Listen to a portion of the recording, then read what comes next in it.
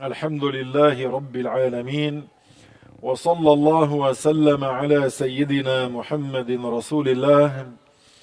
I ask Allah Ta'ala to grant us all the sincere intentions and the proper comprehension. Inshallah, everyone in his heart, he will have the good intention that he's attending this session of knowledge for the sake of Allah. So we were talking about the minor and the major signs of the approach of the Day of Judgment. We finished talking about the minor signs and we started talking about the major signs, and we said that the first major sign is what? The appearance of the one-eyed impostor. Did you ever see him? No? Neither did. Me too, I didn't see him. The second major sign is what? Who remembers? The descent of Prophet Jesus alayhi salam from the second heaven. And the third major sign is what? The appearance of Ya'juj and Ma'juj that we call Gog and Magog. And the fourth one is what? Who remembers? The sun will go out from the west. Very good. And the fifth will be the emerging of the earth dabba. It is an animal that goes out from the sea, that follows everybody and nobody can follow it, and it marks the Muslim and it marks the kafir. So from then on, people will call each other ya kafir, ya Muslim. Subhanallah. So this is the fifth. And we said that the fourth and the fifth major sign, both will happen in one day, between dawn and duha, mid-morning. After that, Allah Ta'ala will not accept the repentance of anyone. Even if a person wanted to embrace Islam, it won't be accepted from him. And even if a major sinner wanted to repent to Allah, it will be too late. Allah subhanahu wa ta'ala does not accept the repentance of anyone after that.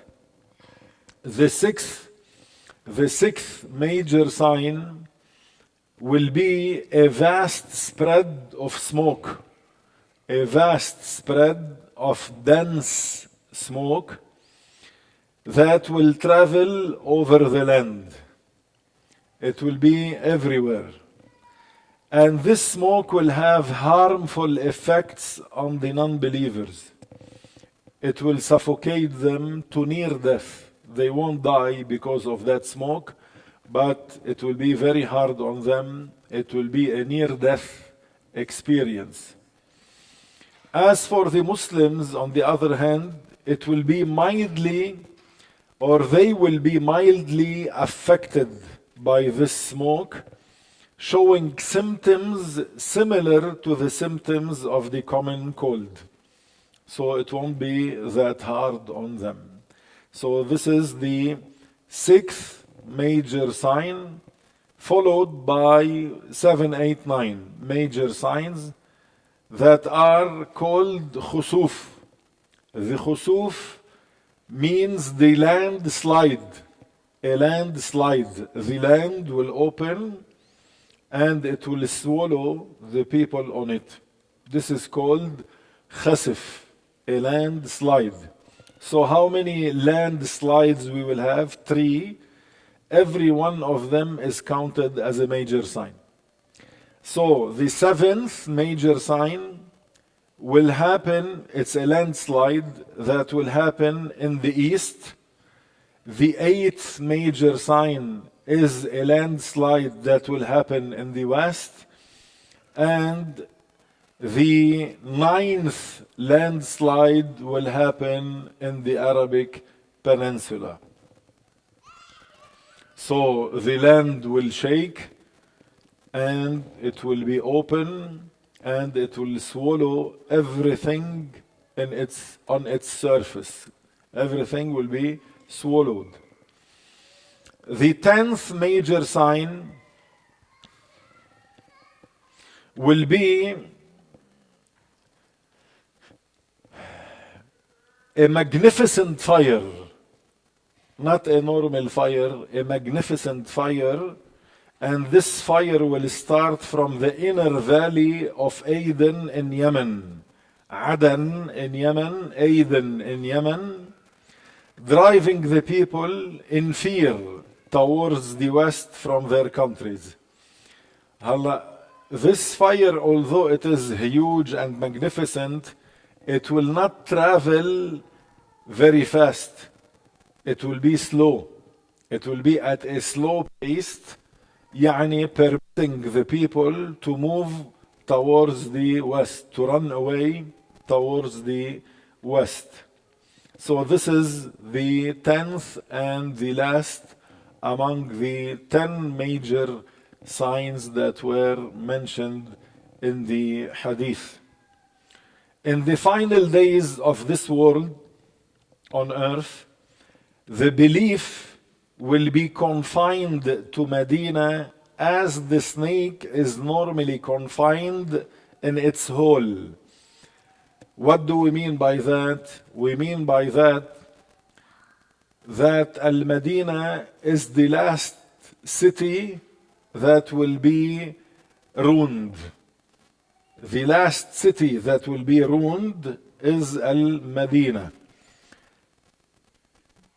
The last of the Muslim villages to be ruined will be Al-Medina, as the Prophet ﷺ indicated. And Al-Medina has a better status than other places in the past and in the future. Al-Medina always had a special status. So surely it will have a special status also in the end of life on earth. How? The Prophet said that it will be the last ruined city on earth. He said what means that the belief will be confined to Al-Medina as the snake is normally confined in its hole. Meaning the last ruined village will be Al-Medina. Al-Medina, it means where the Prophet ﷺ immigrated and where the Prophet now is buried. This is called Al-Medina. Once these 10 major signs take place, a soft breeze will enter under the arms of every Muslim, taking their life gently. How will Muslim die? The last Muslims on earth, how will they die? Burned, slaughtered, killed? How? They will be dead in this way. A soft breeze will come under their armpits and it will take their life gently. They will die because of this. Then Al-Khadr will die. Then Al-Khadr will die. Al-Khadr is a prophet that is still living on earth. Okay? He will not die now or anytime soon. He will die when all Muslims will die. And this is before the end of life on earth. The Quran, when all the Muslims die, the Quran will be raised to the sky. What do we mean by that? It means that the books of the Quran will remain on earth, but if somebody takes that book and opens it, he will see blank pages. There is nothing inside the book. Now, if you open Al-Mushaf, you will see, for example, Surah Al-Baqarah or Al-Imran and so on, full of verses. But when all Muslims die, the Quran book will stay on earth, but if you open it, you won't see any verses inside. This is what we mean by saying the Quran will be raised to the sky. It means no verse will stay on earth. And in the last 100 years, the blasphemers only will live on earth. The last 100 years is only for the blasphemers. The Prophet said, alayhi salatu wasalam, that no Muslim will be on earth. Those kids need to stop their tag.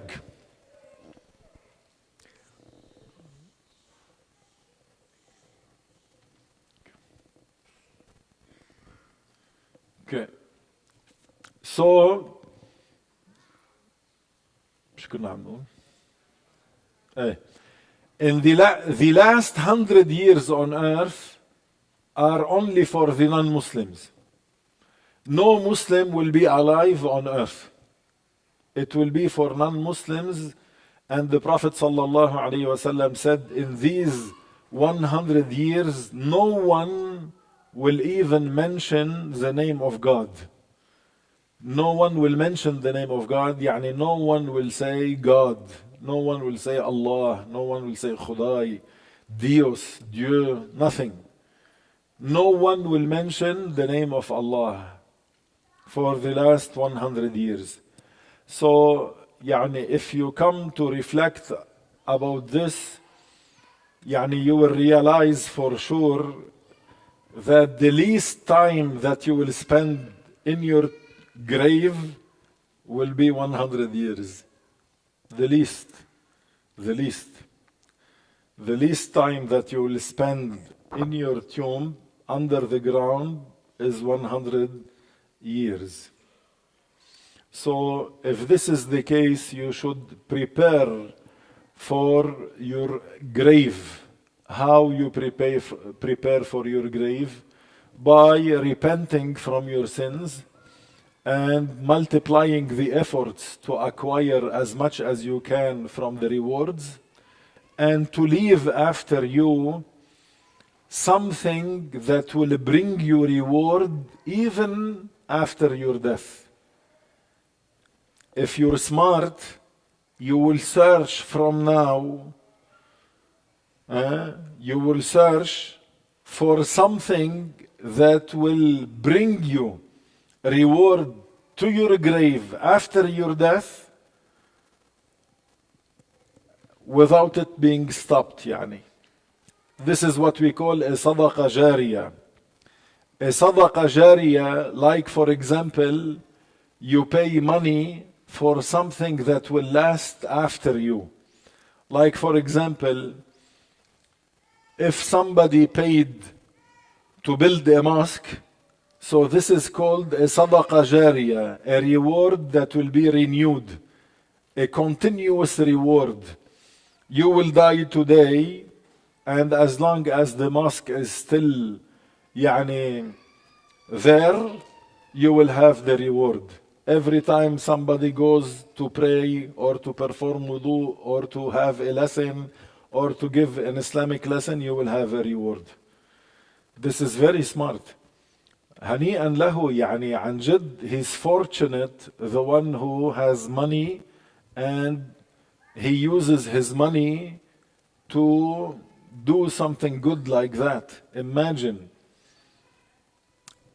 But on the other hand, the poor people came to the Prophet alayhi salatu wasalam, and they told him, Ya Rasulullah, the rich people يعني, are able to do lots of good deeds that we cannot do as poor people.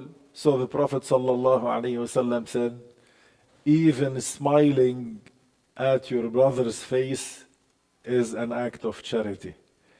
Even a good word is an act of charity. Even taking away what harms the people from the street is an act of charity. So the acts of charity are not restricted on rich people. Do you understand? So even if you are poor, of course, you can do a lot. A rich man can pay his money for a mosque, can pay money, for example, for Islamic institutions that will bring him reward after his death. But this is not the only thing a person can do, which is related to money. Yani. This is related to money, but you can do something that will bring you reward without it being related to money. That is what? To leave behind you a good knowledge a good Islamic knowledge. Meaning, you teach someone the knowledge you have, the authentic knowledge you have, so when you die, he will still benefit from that knowledge. You will have the reward, he will have the reward, the one who taught you will have the reward, and the one who taught him, and the one who taught him, and the one who taught him, to the Prophet alayhi salatu wasalam.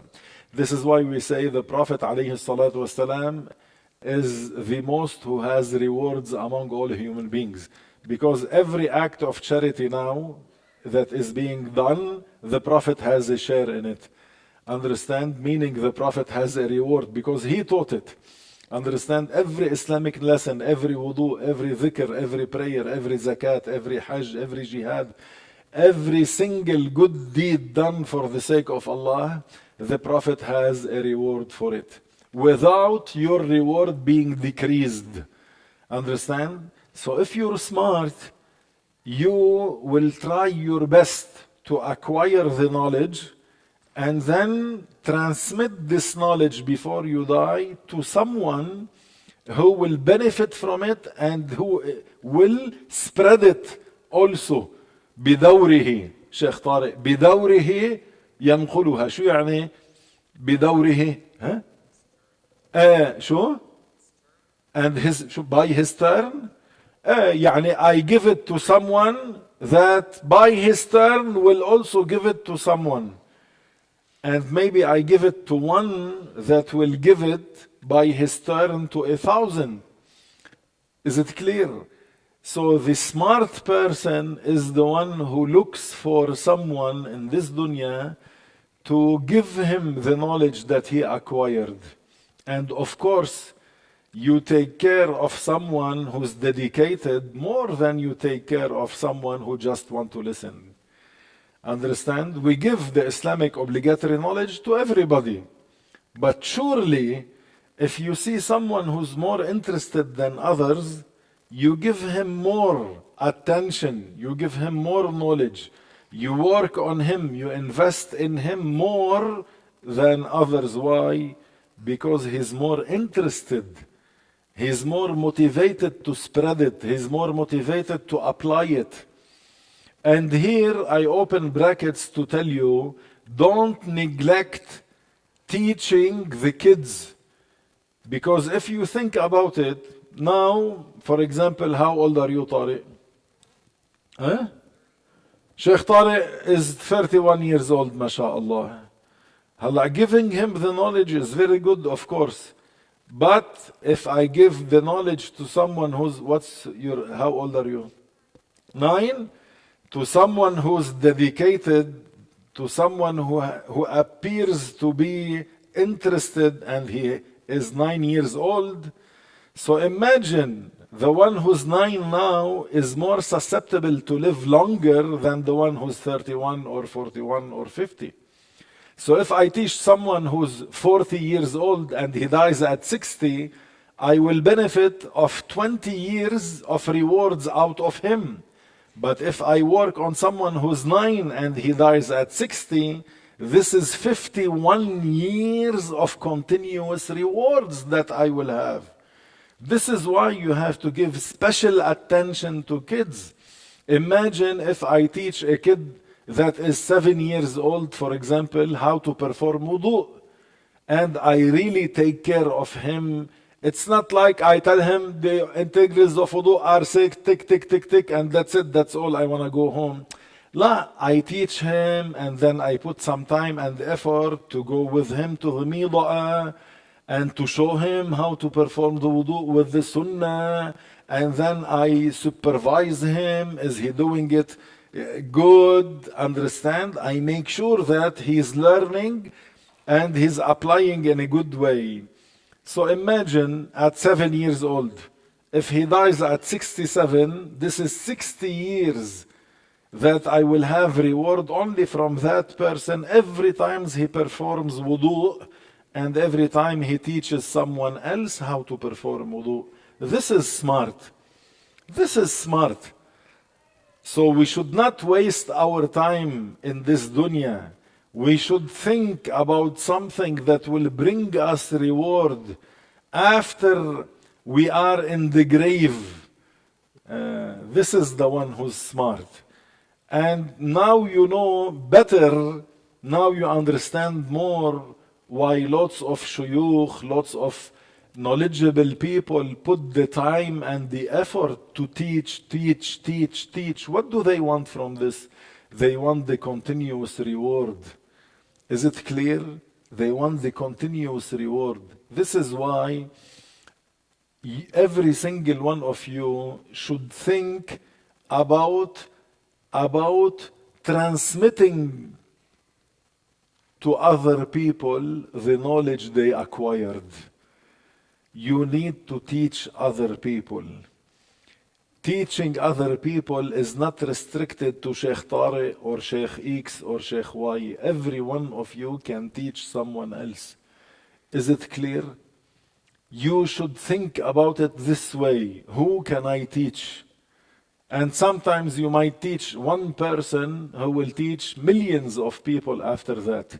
If you are sincere, you will have the reward, without the reward being decreased for the one who you taught. Also, among the things that will bring you reward even when you will be buried is a good child. A good child that will make dua for you. That will make dua for you. And from here you see the importance of getting married, the importance of bringing children, and don't be like the non-believers. Don't be influenced by the non-believers who say, only one kid, only 2 kids, and that's it. In order for us, to provide for them, you are the creator of the provision, or Allah is Ar-Razzaq. And every single person, his means of sustenance are already written on the guarded tablet. Is it clear? So don't say, La, only 1 kid, 2 kids. Why? No, this is not the good way to think about it. The Prophet ﷺ, what did he say? He said, تناكحوا توالدوا إني مباهن بكم الأمم يوم القيامة. It means get married, bring children, I will be proud of your number on the day of judgment. Heck, I will be proud of your number on the day of judgment. Bring. Your wife can bring 4, bring 4. Your wife can bring 6, bring 6. 6 children that will bring you reward even after you die. So the Prophet said, alayhi salatu wasalam, a continuous charity, or a knowledge that you leave behind, or a good child that will make dua for you. And here, mind you, for the child to make dua for you after your death, you need to invest while you are alive to teach him how to make a dua. Lots of parents, they bring kids and the parents are the cause of their misguidance. Lots of parents are the causes of the misguidance of their children. Lots of children are brought up to be atheists or to be non-believers, because of their ignorant parents of their ignorant parents. They make me sick. They treat their children as you treat your animal. Only they feed them, they provide for them, and they don't teach them anything about the religion. To start with, the parents are ignorant. This is why I tell you, take it an advice from an older brother. When you want to get married, don't get married to someone who's ignorant or to someone who doesn't want to learn. Is it clear? Don't get married to anyone with the hope that after marriage she will be a better Muslim. You too. Never get married to someone who you hope that after marriage he will become a better Muslim. After marriage he will start to pray. After marriage he will learn the obligatory knowledge. Allahu Akbar. You ruined your life. Because 70 to 90% of your happiness and misery in life is contingent to choosing the right person. Is it clear? Don't rush. Yalla, the first time who came, whoo, yes, I want to break free. This is why, by the way, you see lots of girls especially, if they are not happy in their parents' house, they mischoose their man for the future, because all what she's thinking about is breaking free from her house. Why? Because she doesn't feel comfortable in her house. She's not happy in her house. Do you understand? So she will do anything sometimes, and she will accept anyone just to break free. She thinks that when she's gonna get married and be in her own house, there is no one to, as far as she thinks, boss me around. And she's very mistaken. Getting married, it's not that easy. You will have someone who will tell you, don't wear this, wear that. Don't say this, say that. Don't go out of the house or stay in the house. Do you understand? So it's not like La Vie en Rose, the life in pink, and I broke free from my parents and now it's party time. La, it's not party time. This is why lots of girls who are not happy in their parents' house, they don't feel love in their parents' house, they are susceptible to choose anyone, to accept anyone, and very fast. On the other hand, if you have a girl that she's happy at her parents' house, she's finding the love that she aches for and she needs as a human being, you will see most of the time she won't accept anyone. She will weigh the matters according to Islamic knowledge and judgments and according to common sense. She will think common sense. Will it work or it won't work based on what? Common sense and Islamic knowledge. Not based on a passion that I want to break free, I will accept anyone, and then what will happen after a year or two? Divorce. Is it clear?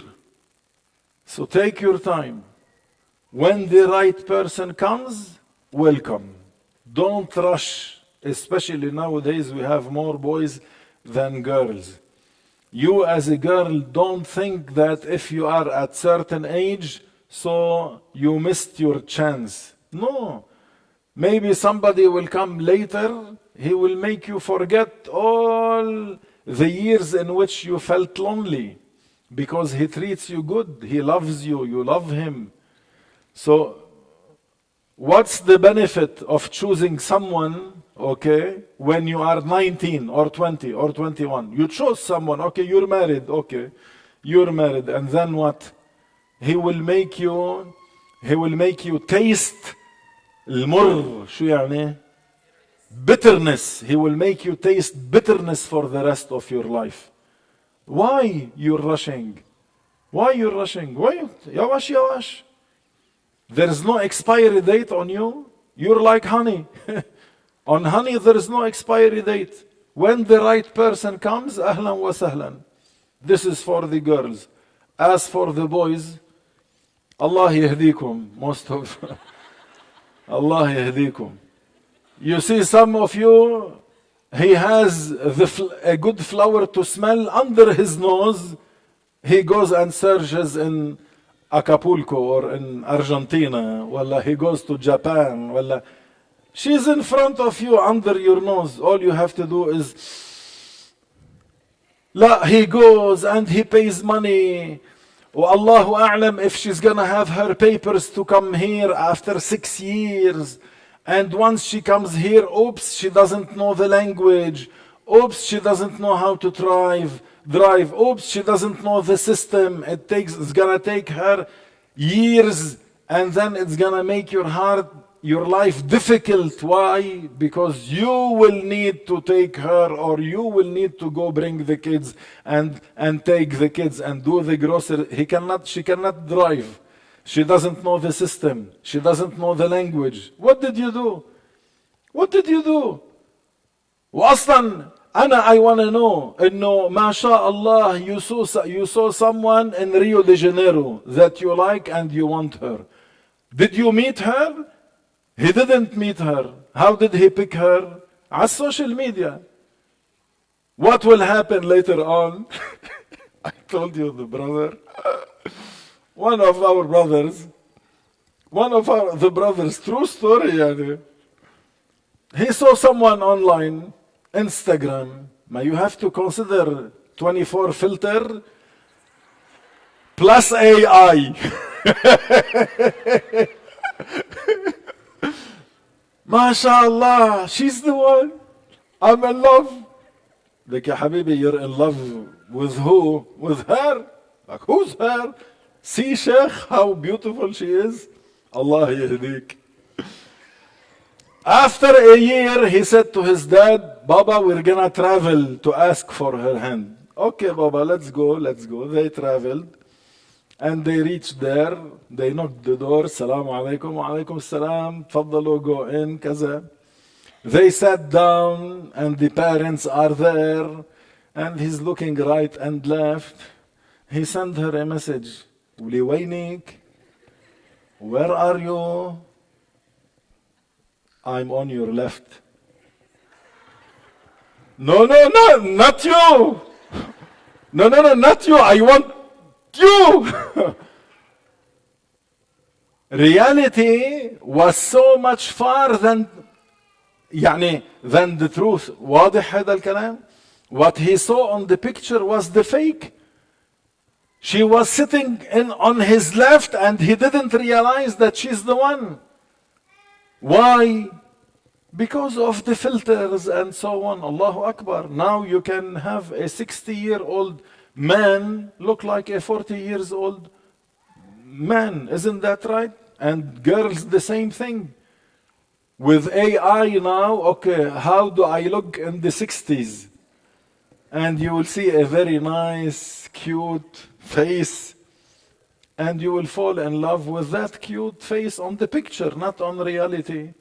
So Allah yahdikum. Why are you doing like that? Then when you're searching for a girl, you're searching for what? You're searching for what? There's a difference. I told you so many years ago. I retell you now. Because since so many years ago until now, I still hear some of you coming and complaining that it didn't work after spending 1 year or two with someone in Lebanon, and someone in Honolulu, I don't know where. After years of paying money, phones, gifts, it didn't work. Why? Because you're far. Long distance relationships nowadays, it's hard to work. You're searching for what? For beauty? The Prophet said, alayhi salatu wassalam, the woman normally is chosen for marriage because of 4 things. Because of her family, because of her money, because of her looks, and because of her religion. He said, choose the one who has the religion, you will be a winner. Choose the one with the religion. Choose the one who is praying. Choose the one who learned the obligatory knowledge. Choose the one who is knowledgeable. This is how you will be a winner. If you don't do so, you're gonna live miserably later on. Do you know what does it mean choosing the wrong one as a wife? As I told you, the sisters, 70 to 90% of your happiness or your misery in life depends on choosing the right one. And believe me, if you choose the wrong one, she will make your life very hard. You won't even like to go back home. Why? Because you don't feel good back home. So don't search only for the look. Don't search only for that. Search in priority for the one who is knowledgeable. And the family. Choose the family also. Sometimes the family plays a big role, because tomorrow when you're gonna have a baby and leave the babies at your in-laws, you don't have to worry, did they hear something that contradicts the religion, حكم من يقول or not? Did they feed them halal or not? Did they hear something that is against the religion or not? It's a headache. It's a headache. This is why choose someone who's knowledgeable, and if you can, her parents also are knowledgeable.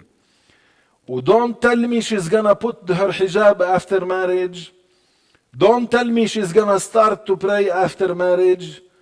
Don't tell me she's gonna learn the obligatory knowledge after the marriage. Normally, it's too late. It's too late. خدها مني. If she doesn't fear Allah, maybe you will get married to her, and maybe after she comes to your house, maybe خليني ساكت. What I'm gonna tell you. She doesn't give you herself in bed for a year, maybe. For a year. She tells you, no, I don't want. Not even for the first time. What you're gonna do? What you're gonna do? If she doesn't fear Allah. Amma someone who fears Allah, she knows that this is marriage. This is not a play, bet a beaut. It's marriage. If the husband asks for her and she doesn't have a valid excuse to not give him the jima', so if she doesn't give him, she will be a major sinner. And the angels will curse her until she wakes up, until morning, until dawn. Imagine. So I told you. وبعدين, when you want to search for a girl, look at her and think about your own children. Think about your own daughter. Will you accept that your own daughter be like her? Get married to her. If you don't accept, she's not the right one. If she gives you sex before marriage, she's not the one. Sometimes you are the problem because you are the wolf. She's naive and you are the wolf. But you need someone anyway stronger in her religion. Is it clear? Choosing a wife is not like choosing a girlfriend. Some people, they choose a girlfriend for 1 year or 2. You are choosing the mother of your future children. So she has to have her hijab, she's knowledgeable, her family, if she's not a new convert, of course. If she's a new convert, no problem. Is it clear? Think about it.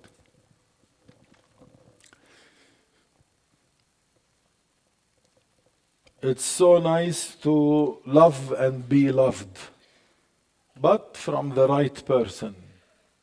But from the right person. So, sisters, take your time, and you boys, Allah yahdikum, bijah al-Nabi, alayhi salatu wassalam. And also the parents play a role here if they have a daughter. Like one of the brothers told me, I broke up with her. I told him, why? You were engaged. He said, yes, because her parents said that I cannot afford to buy a house in 1 year. It's better for you not to take her. خليها. Let her stay in the house of her parents and show me when she's gonna get married. Now we are in an era in which men are few and women are a lot. And among those few men, there are few who are deen, who are worthy of your daughter. So if a worthy man comes and asks the hand of your daughter, you tell him, I want a house. When you buy a house, this is not the main thing we look at. The Prophet, what did he say? If a man comes to ask the hand of your daughter and he has two qualities, you like his religion, yani his religious, and you like his manners, the Prophet said, give your daughter in marriage to him or else. He threatened, or else corruption will be widespread in the society. أنا ما بعرف كيف some parents think لا we want a house here in America وin Beirut وin Champs-Élysées, maybe one in Australia يعني for vacation. Keep your daughter in your house. Allahu Razzaq, there are so many girls other than your daughter. Keep your daughter. Keep her in your house. So you have to make it easy for those who are coming to ask the hand of your daughter. Also, the last thing I would like to talk about regarding this issue, we should not be influenced by society, يعني by the ignorant people in society. Do you understand? Like some ignorant people who do not consider the Islamic judgments and the Islamic laws and the Islamic knowledge, they stick to something that is not always right. إنه لا, you are Lebanese, you have to take a Lebanese. You're from Beirut, you have to take from Beirut. You're white, you have to take white. You're black, you have to take black. You're Chinese, you have to take Chinese. Who told you, lo akhi? Who told you? Allah, what did He say? Inna akramakum inda Allahi atqakum. The best one among you is the most pious one among you. It's not related to color, it's not related to nationality. So even if you are Lebanese and a Palestinian came forward, even if you are Lebanese and a black man came forward, even if you are a black girl and a white man came forward, so how do you choose? Not based on the color, not based on the worldly matters. It is based on those two things that the Prophet talked about. That are what? The good manners and his religion. As for the girl, also her religion. Whether she's white or black, she's Chinese, she's Algerian, she's Australian, she's Spanish, Mexican, whatever. Is it clear? So don't be influenced by the wrong people. Lots of people, as Sheikh Abdullah said, what goes from their mouth is like what goes from their, understand? يعني their opinion is like nothing. Do you understand? Their opinion is like nothing. They don't, ما بيفهموا. They are not wise, they are not clever. Why? Because they don't take in consideration what the religion says it's good or bad. The good is what the religion says it's good. The bad, it's what the religion says it's bad. Not what you saw in the series, Egyptian series, or Syrian series, or what you see on TV, or what you see in the movies. Is it clear? Be very careful. Now, so, the last 100 years we said is for the kuffar. So we were saying the least time that you will stay in your tomb, in your grave, is 100 years.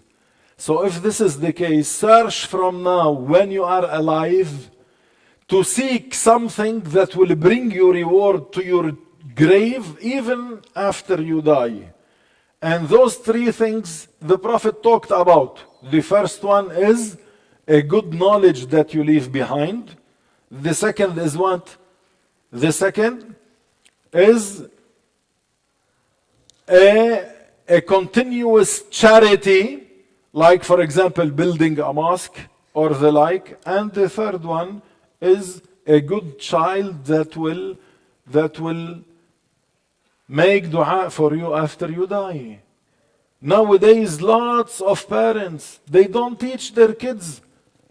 They don't teach their kids how to clean themselves up after defecation and urination. You know why? Because they don't even know.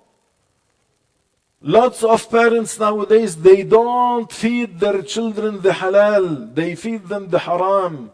And then they hope when they grow up to be a good kids. How will they be good kids if they were brought up being fed the haram? Normally, they will grow up to be very harsh on their parents because of the haram they were being fed.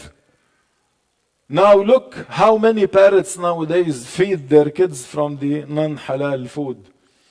How many parents now you see them in airports or in airplanes eating the haram food and feeding their kids the haram food. And they tell you, no, don't talk to me about education. I will manage. He thinks that he can manage. And when his kids will grow up, his Muhammad will act like Zubaydah. And then what he will say, please come and help me. Now come and help you. We will come trying to help you, but normally it's too late. Isn't that right? Lots of parents need to be educated more than their own kids because they are the reason of corruption of their kids. Why? Because an ignorant man chose an ignorant woman and they got married. So they brought ignorant children. As for us, Alhamdulillah, وَأَمَّا بِنِعْمَةِ رَبِّكَ فَحَدِّثْ. Look at you guys. You got married to someone who's willing to learn or someone who is knowledgeable. The fruit is good kids that are with you in the same session, hearing the Islamic knowledge and trying hard to implement.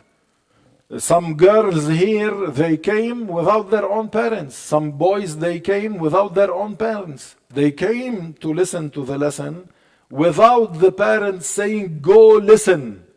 This is the fruit of feeding them halal. This is the fruit of a girl seeing her father and mother obeying Allah inside the house and outside the house. This is the fruit of seeing her mother wearing hijab and her father doing his prayers, seeing the family going to the musalla. There is a great barakah in this. So this is how you should think for your future, Sheikh. So good children, a good child that will make dua for you. To finish this, one day I was in Montreal. They called me from Al Jam'iyya, go to the cemetery. There's someone that the brothers are washing. So go and pray for him and bury him and give a lesson. I said, okay, you turn, and I went there. They told me his name and they told me that he is an avocat. Lawyer. He's a lawyer. Allahu Akbar. Lawyer in this country. I never heard his name. I never heard that he comes to the musalla to know what is halal, what is haram, and talking about law. You know, when you talk about law, you say he has the right or he doesn't have the right. And you cannot say something like that in a way that contradicts the religion. Do you understand? If the religion says you don't have the right, The human law doesn't make it right. Do you understand? What is haram, the human law doesn't make it halal, and vice versa. I went inside, they were washing. I went back, I looked at his face. I never saw him before. Yet, they trust us enough to wash him. Allahu A'lam. After all, يعني, I realized that maybe they saw our number on internet. يعني. They searched Google and then they found us. It wasn't on purpose. Muhim, where's his kids? Doctor or engineer. One doctor and one engineer. And their friends were with them. When I went in the cemetery, I saw a bunch of young ones in their 20s. Some of them were women wearing black with mini skirts, under which there is a cologne that is black, and drinking coffee, smoking, laughing. I said maybe those are the neighbors. Muhim, when I went in, I realized that this is his two sons and their friends.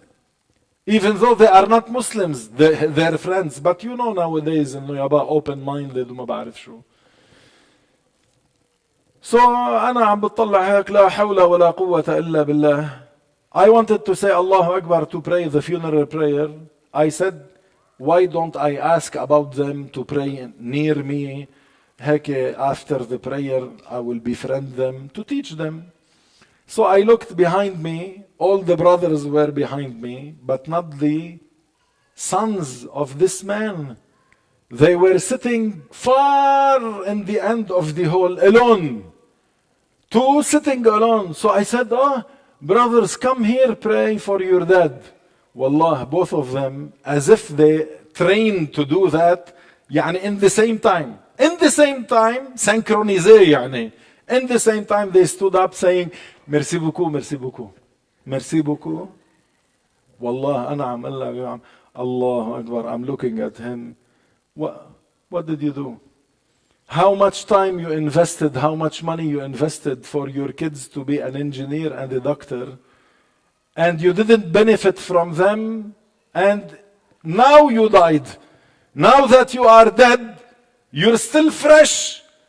Since now, from now, you are not benefiting from them. Later on, you're gonna benefit, you think? After the prayer, I was like boiling from inside, Sheikh. I felt very bad. Very bad. We buried him and so on. So I went back to see them. What did I realize? They said, excusez, Sheikh, on sait même pas comment faire le wudu. We don't even know how to perform wudu. They don't even know how to perform wudu. What kind of children? What kind of children? What will he benefit from his children after death? Nada. Rien. Nothing. Why is that? Because he's ignorant. He chose an ignorant woman and they brought an ignorant children. This is why. This is why. In the cemetery, when people die, you see multiple colors, Sheikh. Another one, his brother died. He was okay. And then he was in his car. And then he died. No disease, no cancer, no diabetes, no nothing. Died. So this should be a lesson for everybody. We went to the cemetery and his brother came, with his friends in Noyaba, open-minded. And his friends are not Muslims. So us, while we are burying the guy, his brother was there and his friends. So what I'm gonna say, what I'm gonna talk about while we are burying someone, I'm gonna tell them about Nancy Ajram, or 50 Cent, or the last song, or politics. I'm gonna talk about hellfire and paradise, about Iman and Kufr. He was upset. He was upset. He was angry. He started to shout. How am I talking like that? Why? Because he felt uncomfortable in front of his non-believer friends. See? Subhanallah, it's all related to all. Subhanallah al-Azim. So choose the right friends, be in the right environment, be influenced by the right people, and surely get married to someone who is worthy of you, religiously speaking. Don't be the victim of the environment. You are a good seed, but if you put the seed on cement, it won't grow a forest. Why? It is the victim of the environment. And you also, if you are not in the good environment, that will make out of you a good Muslim because you're influenced by the right people, you might take the wrong decisions and end up in prison or ending up harming your religion. Befriend each other, ya akhi. Get married from each other. Influence each other to do good. Is it clear? This is why it's important when we say, come to the dawrah, come to the lesson. This bond that you are strengthening between you guys, this friendship that you are building, is very fruitful, is very good for your religion. It is out of our own concern and best interest for you guys to befriend each other. Do you understand? Why do we bring our kids since they are young to the dawrah? Why? So they will mingle with other friends, they will make friends, they will be influenced by the right people that are learning religion. So it's not only the lesson is the main issue.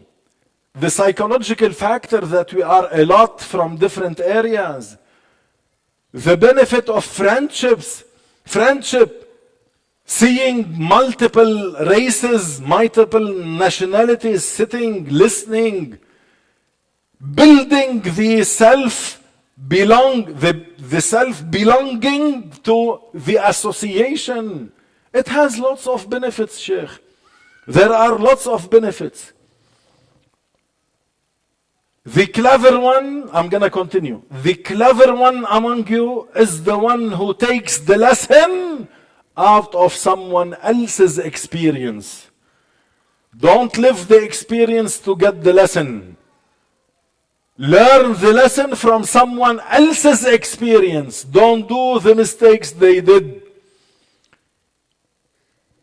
This is how you will be more wise, more smart, and you will live happily, insha'Allah. Heck. May Allah protect all of you. May Allah protect all of you.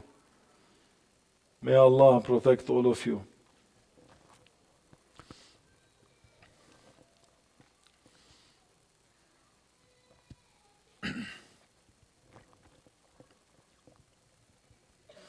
Imagine if one of the kids will grow up to be a sheikh. Wow. Not only a good child, you live in this world a sheikh. Allahu Akbar. That will teach maybe thousands of people and you will have the reward to your grave. Ya salam. Ya salam. It is you as a parent who feed the interest of your kids. If you shed the light more on horses, he will grow up to love horses and being a horseman. If you shed light on the companions, on the siwak and the prayer, on the religious stuff, he will grow up, inshallah, to be in this field.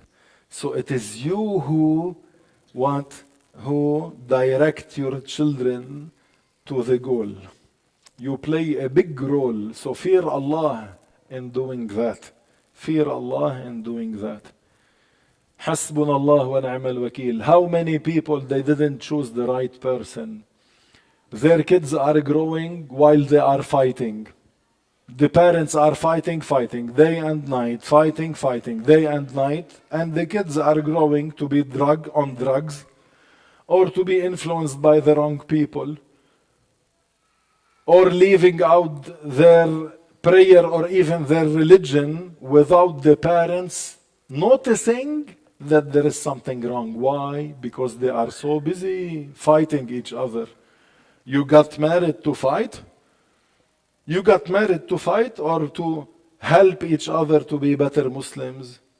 It's so nice to get married to someone that you love and she loves you back. Is it clear? Don't spend your time fighting each other, proving the other person wrong. I am right, you're wrong.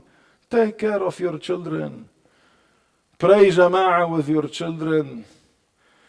Let your children memorize Juzu Amma and so on, instead of wasting your time fighting who's right and who's wrong. Who's the man? I'm the man. I'm the man. No. So, we said that the last 100 years on earth are for the non-Muslims. And then after the death of the humans, يعني how will they die? What will happen is that after 100 years of life on earth for the non-Muslims, Israfil will blow the horn, you say, Sheikh Tariq, the horn, As-Sur, he will blow As-Sur. As-Sur is like a horn.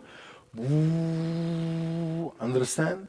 When he blows it, the hearts of the kuffar will stop. Yani everybody will die. All humans on earth will die. All jinn will die. All angels will die. And the last one dying will be Azrael. After he takes out the souls of everybody, he dies. Allah Tabaraka wa Ta'ala takes his soul. Some scholars said excluded from death will be the angels carrying the throne and Al-Hur al-Ain and Al-Wildan al-Mukhalladun, who are not angels in paradise. In paradise, there are women that are called Al-Hur al-Ain. They are not humans, nor jinn, nor angels. They are excluded from death. Okay? That day. And also Al-Wildan al-Mukhalladun, who are the servants of the people of paradise, will be excluded from death. But everybody else will die. All the angels will die. Jibreel will die. Azrael will die. Israfil himself who blew will die. All jinn, all human beings for 40 years. 40 years, no life. Everybody is dead. After 40 years, Allah subhanahu wa ta'ala revives Israfil. He brings him back to life. So he will blow the second time. So when he blows the second time, this is where the people will go out of their graves and will be taken to the land of judgment. Is it clear? And the day of judgment will start. When the day of judgment will start? When the people go out of their graves. And it will last until the people of paradise go in paradise and the people of hell go in hell. The span of time, the day of judgment is of 50,000 years. Sheikh, 50,000 years, Ya Maulana, will be felt by the non-Muslims. The non-Muslims will feel 50,000 years, no siesta, no food, no drink, no sleep, no rest. They will be so tortured to the point that they will say, "Oh Allah, relieve us, even by making us enter hellfire." They didn't taste hellfire yet, but they don't know volcanoes, they don't know the lava, they don't know the oven that they used to have in this dunya. So imagine calling being on fire or entering fire as far as they think it is a rest for them by comparison to the day of judgment. They will say, "Oh Allah, make me rest even by admitting me into hellfire." After he goes into hell and he sees what is hell, he says, "Ya Rab, I wish I would have been an animal in this dunya, so Allah will transform me to sand and I won't enter hellfire." He will wish then if he was a cow or a lion or a cat or a rat in this dunya. So on the day of judgment, Allah will transform him to sand and he won't enter hellfire. If you understood this, this should push you more to stay away from blasphemy as you stay away from hell. And there is no way for you to know what is blasphemy except by learning the Islamic knowledge. From here you see the importance of learning the Islamic knowledge. It is to preserve yourself from hell. It is to protect yourself from hell. It's not a game.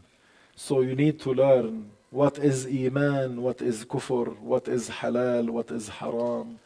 And you need to do that the right way, meaning taking the knowledge from the right people, who took it from the right people, orally to the Prophet alayhi salatu wasalam. This is the chain of transmission that is very important and valuable.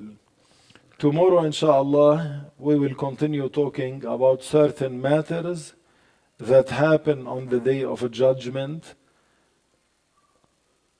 And why is that day a very hard day? And why عجائب? شو يعني العجائب تظهر? Many of wondrous things will appear, among them what we are going to say tomorrow. Until then, take care of yourselves. May Allah protect you. May Allah bless you, bless your families, bless your kids, bless your rizq. May Allah grant you to see Prophet Muhammad in the dream. May Allah strengthen your iman. نهلل ونصلي على النبي. لا إله إلا الله. لا إله إلا الله. لا إله إلا الله. اللهم صل على سيدنا محمد وعلى آله وصحبه وسلم. اللهم صل على سيدنا محمد وعلى آله وصحبه وسلم. اللهم صل على سيدنا محمد وعلى آله وصحبه وسلم. بارك الله فيكم. There is an أمسية إن شاء الله. Farewell أمسية.